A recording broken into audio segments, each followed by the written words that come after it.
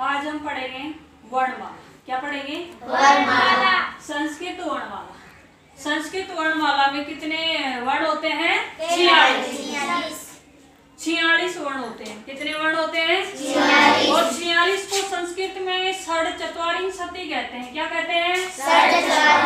षड्चत्वारिंशति। देखो वर्णमाला है, उसमें स्वर और व्यंजन होते हैं। क्या होते हैं? स्वर और व्यंजन। संस्कृत वर्णमाला में स्वर होते हैं 13। कितने होते हैं? 13 तो स्वर होते हैं और व्यंजन होते हैं 33। कितने होते हैं? 33 व्यंजन होते हैं। कितने व्यंजन होते हैं? 33। अब देखो स्वर दो प्रकार के होते हैं। स्वर कितने प्रकार के होते हैं? 2। लघु स्वर और दीर्घ स्वर। लघु स्वर होते हैं, उनको ह्रस्व स्वर कहते हैं। क्या कहते हैं? ह्रस्व स्वर। और इनको एक मात्री स्वर भी कहते हैं। क्या कहते हैं? एक मात्रीय स्वर। क्योंकि इनको जब हम लिखते हैं तो इनकी मात्रा होती है केवल एक ही। क्या होती है? एक ही। दीर्घ स्वर होता है, इनको द्विमात्री स्वर कहते हैं। क्या कहते हैं? द्विमात्री स्वर। क्योंकि इनमें जब इनको हम जोड़ते हैं, व्यंजनों के साथ जोड़कर लिखते हैं तो इनकी मात्राएं होती है 2। क्या होती है? 2। लघु स्वर कितने होते हैं? 5। कितने होते हैं? 5। और दीर्घ स्वर होते हैं 8। कितने होते हैं? 8। अब यहाँ देखो लघु स्वर यानी कि ह्रस्व स्वर कौन कौन से होते हैं? छोटा ई। छोटा पहले बोलो ए। कौन सा होता है? छोटा ई। छोटा ई, छोटा ऊ, छोटा ली और लिरी। लिरी का कोई दीर्घ रूप नहीं होता है, लिरी होता है, वो लघु ही होता है। लिरी क्या होता है? लघु। इसका बड़ा रूप नहीं होता।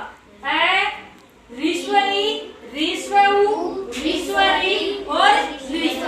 यहाँ पर दीर्घ स्वर कितने होते हैं? 8 होते हैं। कितने होते हैं? 8। देखो दीर्घ स्वर भी 2 प्रकार के हैं। दीर्घ स्वर कितने प्रकार के हैं? 2। ये 4 स्वर हैं।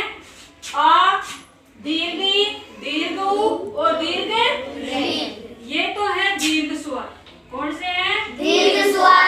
दीर्घ का मतलब होता है बड़ा रूप। दीर्घ का मतलब क्या होता है? बड़ा रूप होता है। तो ये ए का बड़ा रूप क्या है? आ। छोटा ई का बड़ा रूप बड़ा ई। छोटा ऊ का बड़ा रूप बड़ा ऊ। और छोटा री का बड़ा रूप बड़ा री। अब ये देखो ये 4 स्वर हैं, इनको संयुक्त स्वर कहते हैं। क्या कहते हैं? संयुक्त स्वर। संयुक्त स्वर कहते हैं। क्यों कहते हैं? क्योंकि ये 2 स्वरों से मिलकर बने होते हैं। कितने स्वरों से? 2 स्वरों से मिलकर बने होते हैं। यहाँ देखो, यहाँ बनाएंगे इनको। ए के अंदर जोड़ेंगे ई। क्या जोड़ेंगे? ई। तो बनेगा ए। क्या बनेगा? ए। के अंदर क्या जोड़ेंगे? ऊ। क्या जोड़ेंगे? ऊ।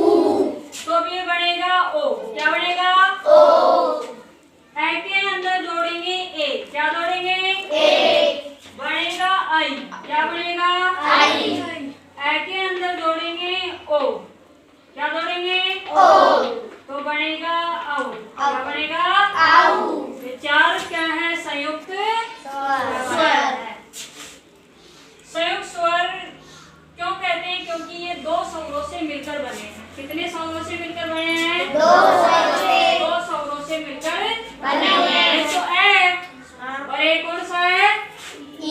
ए और ई से मिलकर बनता है ए। क्या बनता है? ए। और ऊ से मिलकर क्या बनता है? ओ। और ए से मिलकर ए। आई। क्या बनता है? आई। और ओ से मिलकर बनता है औ। ओ। औ। क्या बनता है? औ। औ। तो बोलो संस्कृत वर्णमाला में कितने वर्ण होते हैं? 46 को संस्कृत में कहते हैं षड्चत्वारिंशत्।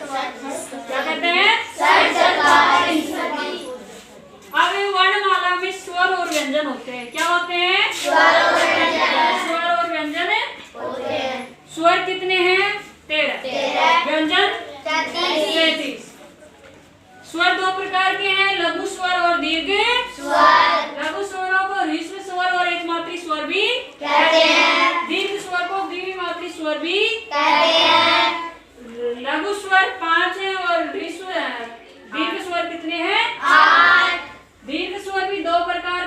दीर्घ और संयुक्त स्वर। संयुक्त स्वर क्यों कहते हैं? क्योंकि ये दो स्वरों से मिलकर बने